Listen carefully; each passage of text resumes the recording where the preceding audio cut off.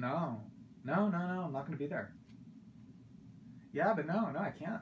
I had already agreed to speak at this other conference like 9 months ago, so it was kind of late to bail out on that. Yeah, Garcia's a little pissed off about that. Um, and he thinks that me doing a video is a horrible idea. He says he likes presentations because they're more interactive. Um, I mean, I can do interactive. I can make it like Dora the Explorer. If you see a swiper, say swipe or no swiping. Yeah. Good luck with your IBB director interview after I pull that one, Garcia. Yeah, all right. Yeah, I realize that'd be ridiculous. But seriously though, I'm kind of at a loss. I have no idea what I'm gonna do for this video. Do you have any thoughts, suggestions, ideas?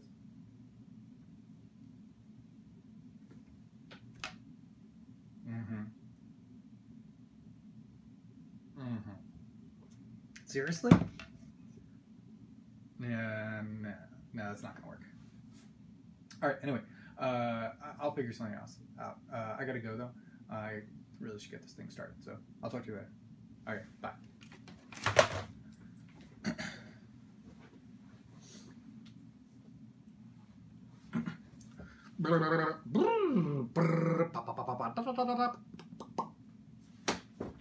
All right. Let's get this. Press the button here. All right.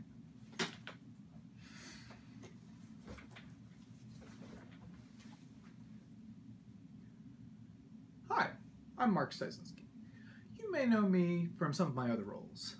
For instance, the instructor for mathematical modeling, also known as the easy way to fulfill your engineering math requirement. Or perhaps you know me as that guy that your advisor suggested you put on your committee, then you had to struggle to figure out a way to get me off of the committee because you heard that I'm a real pain in the butt as a committee member. Anyway, today I'm here because thanks to the help of Guccifer, Fancy Bear, and WikiLeaks, and also some really weak and insecure voting systems, I was voted the BioE Outstanding Advisor of the Year. And so, of course, thank you very much for that honor. It is, in fact, quite an honor. And it's actually really nice to know, seriously, that my students kind of have nice things to say about me sometimes, because they talk some real trash about me in their lab notebooks. Yeah, that's right. I read your lab notebooks. And Justin, if I catch you with more plots to overthrow the lab, I'm sending you back to Boston. Got it?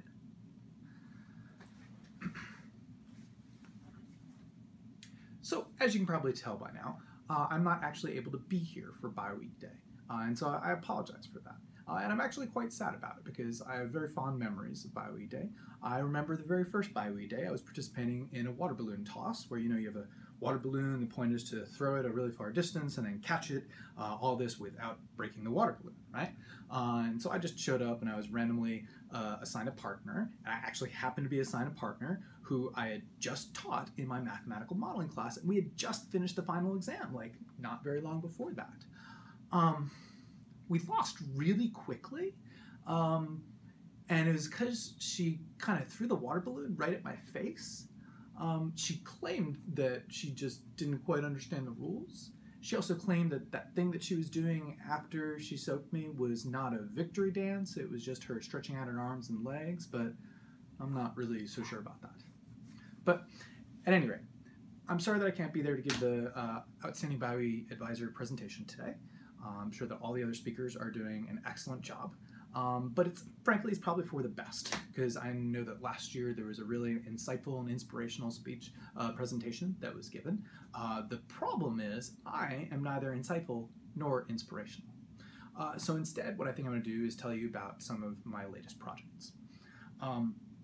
Now, like most professors, I'm always worried about what the next project's going to be, where's the next grant going to come from.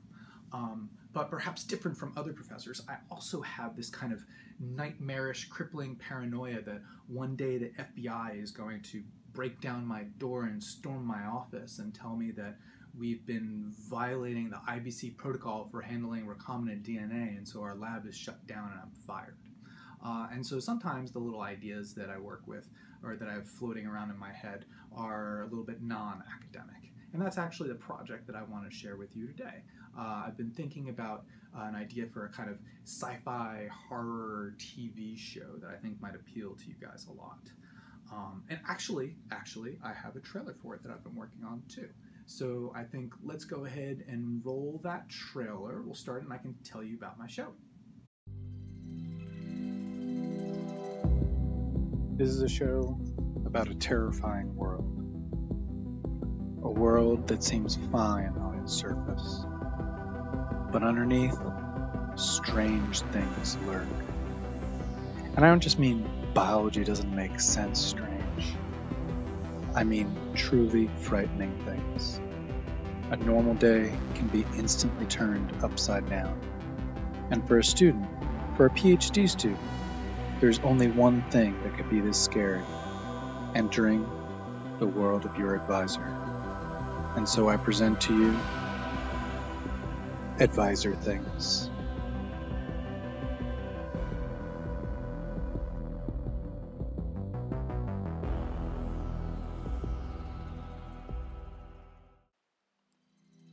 You're in your third year of the BioE program, trying to get your PhD.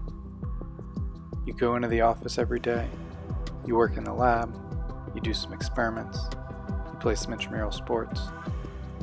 But you've heard about some crazy things happening, like your research group that no one seems to escape from. Year after year, with no publications, no conference presentations, no thesis defenses. People keep getting sucked in and are never seen again. You get curious, so you decide to investigate. But while you're poking around the lab, you find something unexpected. A portal to the other side, where everything seems darker and monsters lurk. It's abandoned and scary and lonely. They call it the Upside Down, but you'd think it might just be after 6 o'clock on a Friday. But you realize that's not it. It's worse than that. This is where the advisors are. This is where they work in the labs. Well, okay, if you want to call it that. They all say they wish they were still in the lab, but there's a reason they're not. It's really pretty ugly when they're in the labs. They're kind of clueless. And this may explain why, in the regular world, sometimes your experiments go wrong if an advisor steps in to help. So, to stay safe, you keep your distance when you see one working, or trying to work, until he gets mad.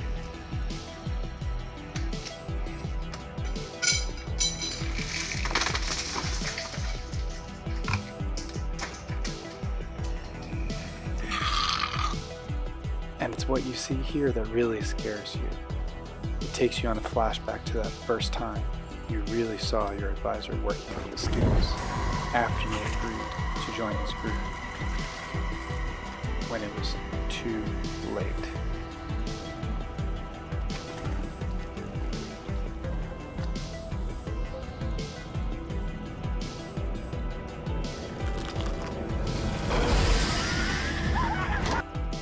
So in the hopes of getting away safely, you put on some PPE and make your way back to your desk. But even that is upside down. Even that has been taken over by something too scary and too weird for words. Crystals, and I'm trying to leave a smile on your face. Making all the crystals straight and never fight that. Synthesizing like we're bringing zeolites back. Break the cooks in where the steak's at. Salt spilling, oops, please don't taste that. First things first, I'm a 5th year. Publishing in Nature's what I do here. And I'm still in the idea business. I can show you how, like I'm giving lessons in physics. Right. You should want a cool graph like this. No. Data low, ramp it up just like this. And then this scary monster of an advisor invites you to his house. You've heard the stories about 7th years leaving his group with no publications. Was it really a research issue? Or did he just suck them up and spit them out? But you have no choice. He guilted the group into it. You're all going to his house. heard he has his own personal monster ready to attack at a moment's notice. Ready to eat your face alive without a second thought. And so you're terrified. Okay, alright, maybe this part of the story is a bit of an exaggeration. But what about the dead bodies of failed grad students in his freezer? You're at your advisor's house.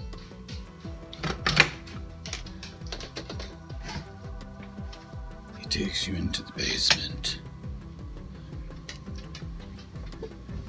to show you the scary in his freezer. There must be a dead body in here. Dead body! Dead body! Oh no, no, no, no! Ah!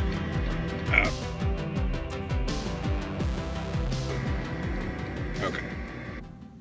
All right, there you have it. What do you think? Oh no, please, you're too nice. Please stop the applause. Andre, sit down right now. I do not need a standing ovation. Please, please, please. It's okay. It's okay. All right, so everybody calm? Everybody calm? Okay. Yeah, so I guess I just want to say thank you again for the award. Like all awards, it's really just reflective of how great my group is. And I'm just kind of here just spouting random opinions in my office. And since I'm doing that, and that's where I am right now, I do kind of want to give one last kind of word of not quite wisdom, but at least from experience. Because I think many of you, a lot of you, maybe even most of you from first year to fifth year, might not know exactly what you want to do or be doing 5 years, 10 years from now. You know, what kind of job, what sector, what kind of projects, what kind of science you think you'd like to be doing. And I went through that same thing, definitely. And I want to pass on the advice that I got that I think was really good. And the guy kind of said he was quoting Phil Jackson almost. And he said, find your Zen. And after a lot of reflection, you know, I really bought into that. Find the thing that makes you really excited. Find the thing that you want to get up in the morning to do. And go for it. Pursue it. And don't worry about whether you can do it. I mean, as long as we're within reason, right? Don't worry about whether you can do it. You've gotten here. You've done tons of great stuff. You almost certainly have the potential to accomplish what you want to. Pursue that job that you think will make you truly satisfied, happy, and excited and content as a person. And if you do that, you might just get it, right? And you could be like me and get kind of exactly what you want. I'm currently working on different projects that really interest me. I'm trying to make stuff that will help people that need it the most in the developing world, and making random Stranger Things parodies while talking to an iPhone in my office. So all this could be yours if the price is right. But thank you very much for your time, and perhaps I'll take some questions. I don't know. Thank you.